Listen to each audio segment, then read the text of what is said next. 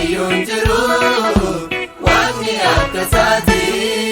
Adda garumaan Yesuus, adda jaalalli isaa, adda ilaalchi Yesuus, adda akeekni isaa.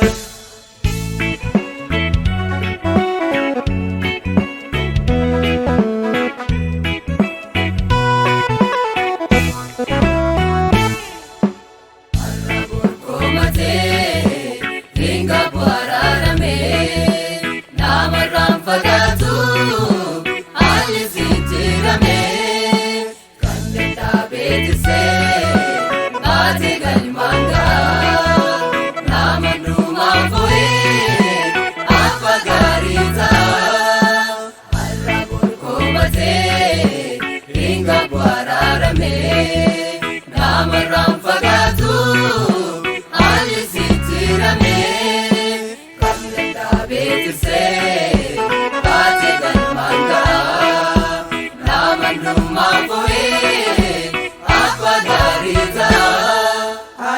Garumaan Yesuus, adda jaalalli isaa, adda ilaalchi Yesuus, adda akeekni isaa.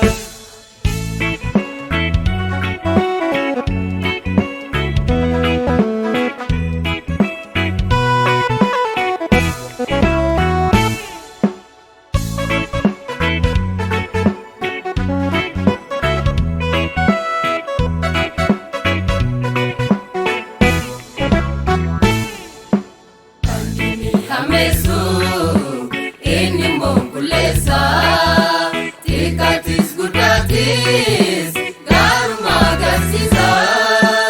Araaraan beekamaa jaalalli isaan dhumu gadi fagoodha baay'ee jechaan nuun ibsamu. Kan inni hammeessu inni monkuleessa xiqqaatis guddaatis agarsiisa. Araaraan beekamaa jaalalli isaan dhumu gadi fagoodha baay'ee jechaan nuun ibsamu. Ganamaa haala daraarrisaa dubbatameen dhumu waa'ee arjumaasaa amanuuf hin beeku barruun harka isaati. Eessumayyuun jiru waaqni akka isaati.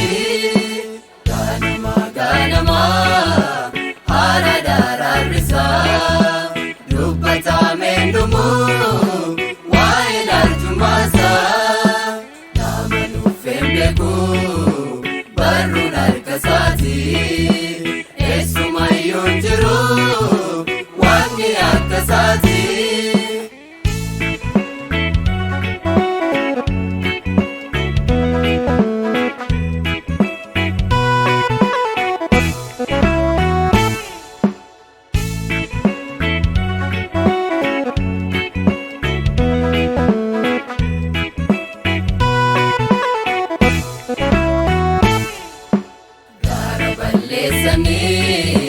Obsa nama baata eegamsaaf hin jarjaru araara jaallata.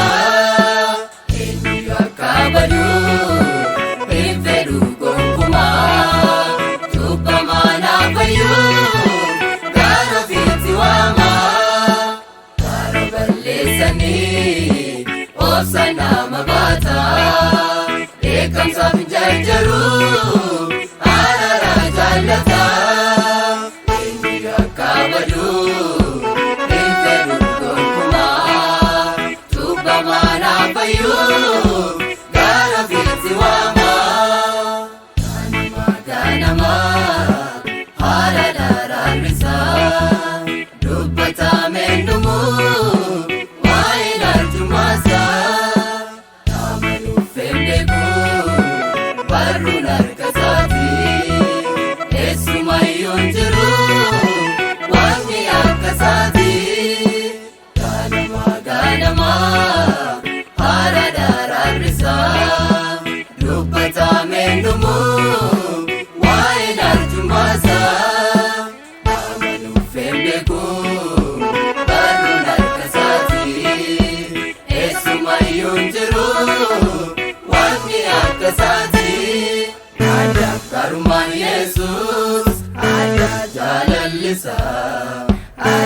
ilaalchi Yesuus addaa keetisaa addaa garummaan Yesuus addaa jaalallisaa.